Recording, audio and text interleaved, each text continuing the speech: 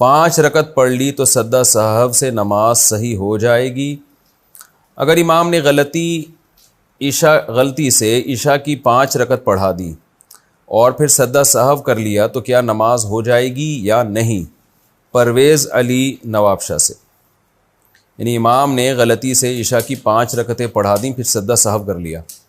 دیکھیں امام صاحب اگر چوتھی رکعت کے بعد بیٹھے تھے قعدہ میں اور تحیات کے بقدر بیٹھے تھے، اس کے بعد پھر غلطی سے کھڑے ہو گئے تو ان کو چاہیے تھا جیسے ہی یاد آ جاتا فوراً بیٹھ جاتے، لیکن اگر وہ نہیں بیٹھے، یاد نہیں آیا، ان کو سجدہ کرنے کے بعد یاد آیا، پھر آخر میں انہوں نے سجدہ سہو کر لیا تو نماز ادا ہو گئی۔ لیکن اگر وہ چوتھی رکعت کے بعد بیٹھے ہی نہیں تھے اور 5ویں کے لیے کھڑے ہو گئے اور پھر انہوں نے سجدہ سہو کیا تو پھر ان کی نماز جو فرض نماز ہے وہ دوبارہ پڑھنا پڑے گی ان کو۔